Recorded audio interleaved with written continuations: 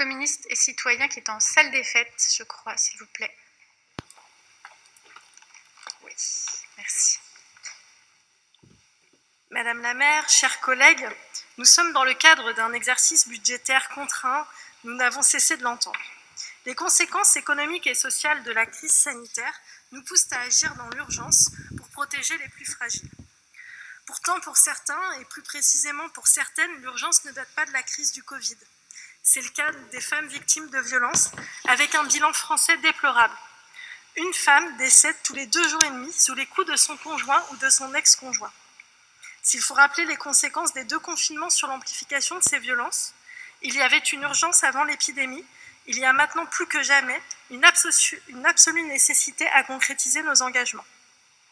Au premier rang desquels, il y a ce vœu adopté au Conseil de Paris d'octobre 2019 qui demande l'expérimentation d'un lieu d'accueil offrant aux femmes victimes de violences une prise en charge globale avec une unité médico-judiciaire. La PHP avait retenu 3 lieux parisiens, Bichat, la Pitié-Salpêtrière et l'Hôtel-Dieu. Nous avons déposé un amendement afin que la ville participe à la mise en place de ces lieux d'accueil dans une optique partenariale, pluridisciplinaire avec la PHP et les associations qui travaillent à soutenir les femmes victimes de violences.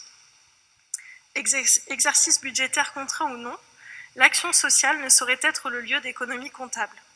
La ville de Paris doit se montrer exemplaire et tenir tête aux politiques libérales impulsées à l'échelle nationale dont on sait qu'elles se répercutent sur les publics les plus précaires.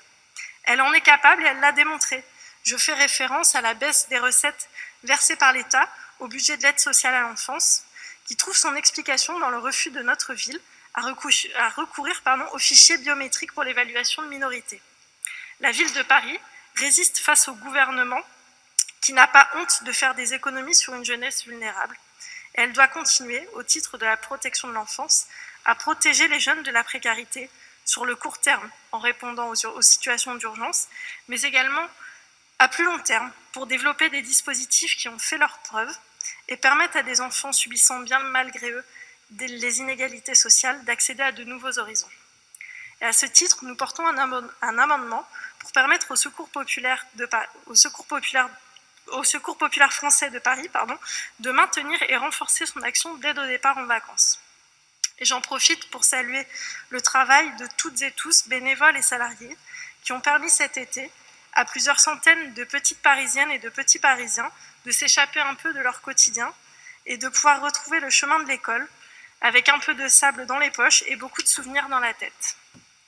Le groupe communiste note également la hausse de 5 millions d'euros du Fonds de solidarité logement, outil indispensable pour amortir le choc, comme le disait Madame la maire ce matin, et éviter à tout prix les expulsions locatives dans notre ville, où le logement pèse plus fort dans le budget des ménages.